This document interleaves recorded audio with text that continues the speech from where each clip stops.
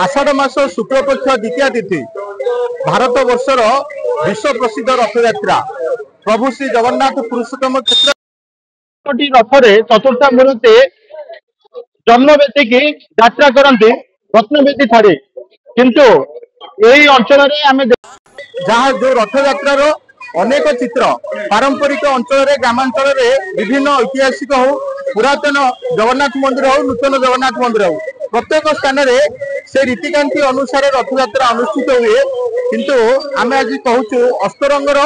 बहु पुरातन 1000 वर्ष पुराणार जो बंतिल जगन्नाथ मंदिर अच्छी प्रत्येक वर्ष आषाढ़ मास शुक्लपक्ष तृतीय तिथि ये रथ यात्रा अनुष्ठित हुए किंतु चलित वर्ष आम जहाँ कह नंदीघोष रथ आज तृतीय तिथि महाप्रभु जगन्नाथ आज रथ टणा जाइतिला किंतु ये रीतिकांति बंतिल प्रत्येक वर्ष रथ परदिन हुए या पछरे कौन किंवदंती रही मंदिर जड़े पूजक आम सहित जोड़ी होती संक्षिप्त आलोचना करवा सहित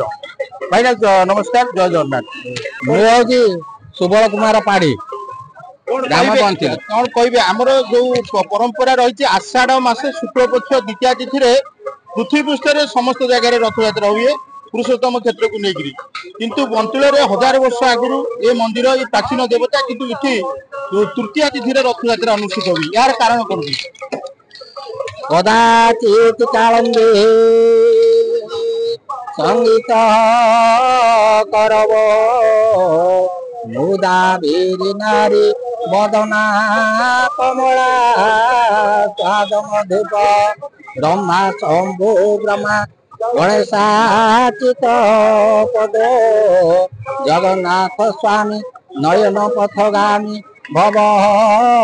तुम्हें जय जगन्नाथ।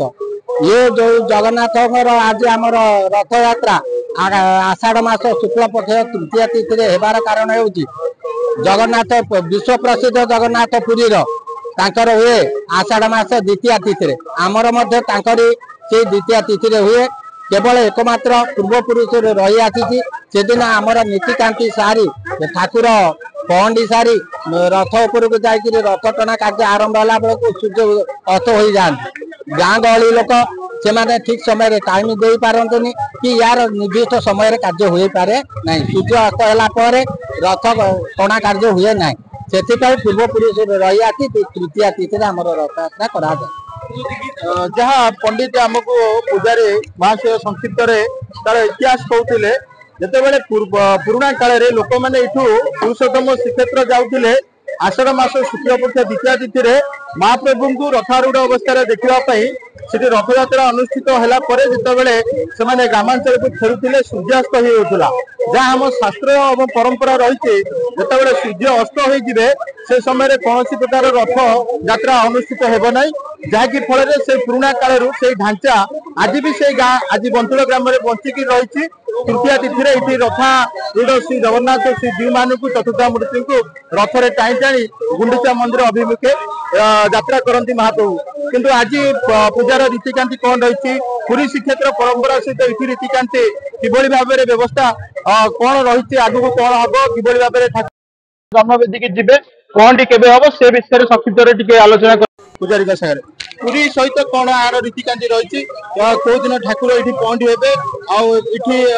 जो गुंडीचा मंदिर ठाकुर कौन रीतिकांति रही पुरी जगन्नाथ जो रीतिकांति ये रीतिकांति हुए सका आमर ठाकुर स्नान सारिक बल्लभ भोग हुए तापर द्विपहर को अन्न भोग तापर संध्या बेले संध्या आलती राति 10 आमर